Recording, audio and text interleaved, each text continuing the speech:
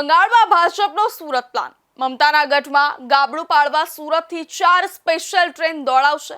5000 મતદારોને મફતમાં કોલકાતા મોકલાશે. ટેક્સટાઇલ અને ડાયમંડ વર્કર્સ બનશે ભાજપના ગેમ ચેન્જર. નમસ્કાર, હું છું પ્રેરણા.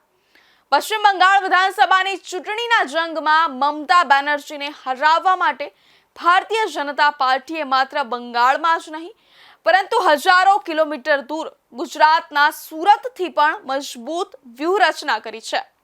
સુરત મહાનગરપાલિકાની ચૂંટણીમાં જીત મેળવ્યા બાદ હવે ભાજપનું લક્ષ્ય બંગાળ પર છે. સુરતમાં વસતા લાખો બંગાળી કારીગરો ભાજપના પક્ષમાં મતદાન કરે તે માટે સુરત ભાજપ કાર્યાલય અને સુરત બંગાળી સમાજ દ્વારા ખાસ આયોજન કરવામાં આવ્યું છે. આ અભિયાન અંતર્ગત કુલ 4 સ્પેશિયલ ટ્રેનો દ્વારા 5000 જેટલા મતદારોને વિનામૂલ્યે પશ્ચિમ બંગાળ પહોંચાડવામાં આવશે. સુરતના ટેક્સટાઇલ અને ડાયમંડ વર્કર્સ બનશે ભાજપના ગેમ ચેન્જર. સુરતમાં અંદાજે 2.5 લાખથી વધુ બંગાળી લોકો વસે છે, જેઓ મુખ્યત્વે ડાયમંડ, જ્વેલરી અને ટેક્સટાઇલ માર્કેટમાં મજૂરી અથવા કારીગરીનું કામ કરે છે. આ શ્રમિક વર્ગ મોટો વોટ બેંક ધરાવે છે. ચૂંટણીના સમયે રિઝર્વેશન ન મળવાને કારણે ઘણા લોકો વતન જઈ શકતા નથી. આ સમસ્યાને ધ્યાનમાં રાખીને ભાજપ દ્વારા આ શ્રમિકોને સીધા પશ્ચિમ બંગાળ મોકલવાની યોજના ઘડવામાં આવી છે. ભાજપને આશા છે કે સુરતથી જનારા આ હજારો મતદારો ત્યાં જઈને ભાજપના પક્ષમાં માહોલ બનાવશે. 4 સ્પેશિયલ ટ્રેનોની વ્યવસ્થા 18 અને 24 એપ્રિલે થશે પ્રસ્થાન.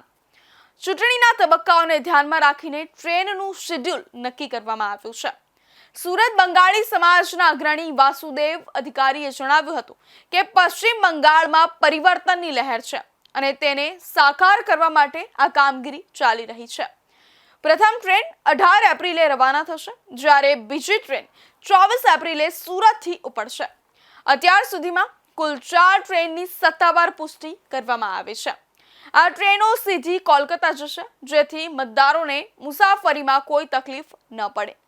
સંપૂર્ણ મફત મુસાફરી, તમામ ખર્ચ ભાજપ કાર્યાલય ઉઠાવશે.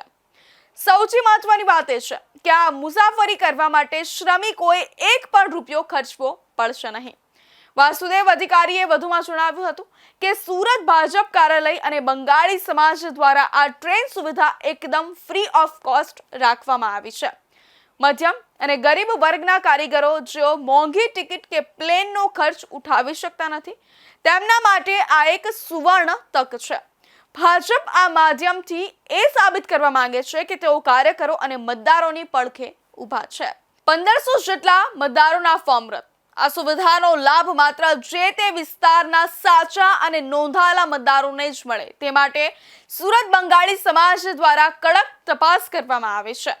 વાસુદેવ અધિકારીના જણાવ્યા અનુસાર ફોર્મ ભરવાની પ્રક્રિયા દરમિયાન દસ્તાવેજોની ચકાસણી કરવામાં આવી હતી. જેમના વોટિંગ કાર્ડ અપડેટ નહોતા અથવા જેમના નામ મતદાર યાદીમાં નહોતા તેવા અંદાજે 1200 થી 1500 ફોર્મ રદ SIRના કારણે કરવામાં આવ્યા છે. માત્ર 100% ભાજપના સમર્થક હોય અને માન્ય મતદાર હોય તેવા 5000 લોકોની જ પસંદગી કરવામાં આવી છે. ટાર્ગેટ 10 લાખ મતોનો પરિવાર સાથેના જોડાણ પર નજર.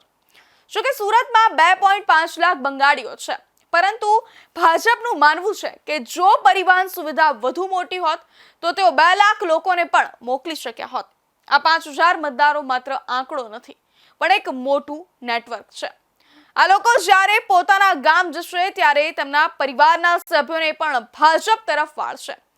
ભાજપનો અંદાજ છે કે આ મુસાફરો દ્વારા તેઓ બંગાળમાં અંદાજે 10 થી 12 લાખ મતો પર સીધી કે આડકતરી અસર પાડી શકશે. બીજેપી કાર્યાલય દ્વારા કલકત્તામાં વોટરને મોકલવામાં આવે છે. તો છેલ્લા 20 દિવસથી કામ ચાલે છે.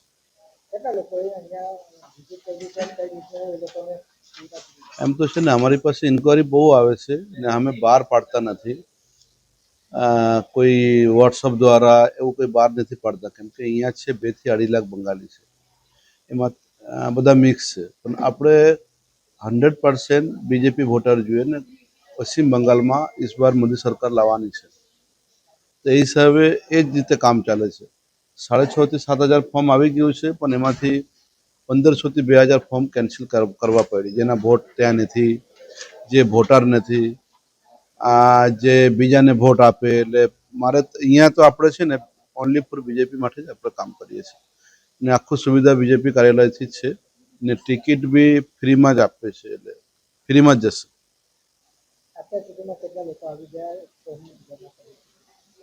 કીધું ને 6,500-7,000 ફોર્મ આવી ગયા છે, પણ એમાંથી આપણે પુષ્ટિકરણ 4,500-5,000 થઈ ગયું છે. હજુ કામ ચાલે જ છે. સુરત બંગાળી સમાજના સંગઠનો અત્યારે રાત દિવસ કાર્યરત છે. સમાજના અગ્રણીઓનું કહેવું છે કે બંગાળમાં વર્ષોથી જે સ્થિતિ છે તેમાં હવે પરિવર્તન જરૂરી છે. સુરતમાં રહીને જે રીતે બંગાળીઓએ પ્રગતિ કરી છે તેવી જ પ્રગતિ બંગાળમાં પણ થાય તેવો તેમનો ઉદ્દેશ્ય છે. આ માટે ભાજપ કાર્યાલયને સંકલન કરીને યાદીઓ તૈયાર કરવામાં આવી છે અને દરેક મતદારને ટ્રેનની ટિકિટ અને અન્ય સુવિધાઓ અંગે માર્ગદર્શન આપવામાં આવી રહ્યું છે. સમર વેકેશન અને ચૂંટણીનો મેળ બેસાડાયો. અત્યારે ઉનાળાના વેકેશનનો સમય હોવાથી ટ્રેનોમાં ભારે ભીડ જોવા મળે છે. સામાન્ય રીતે આ સમયે ટિકિટ કન્ફર્મ મળવી અશક્ય હોય છે. ભાજપની આ વ્યૂહરચનાએ શ્રમિકોની વતન જવાની ઈચ્છા અને પક્ષની મત મેળવવાની જરૂરિયાત બંનેને એક સાથે સાંકળી લીધી છે. જે કારીગરો મોંઘી ટિકિટના કારણે જઈ શકતા નહોતા તેઓ હવે ફ્રી ટ્રેનની સુવિધા મળતા ઉત્સાહમાં છે.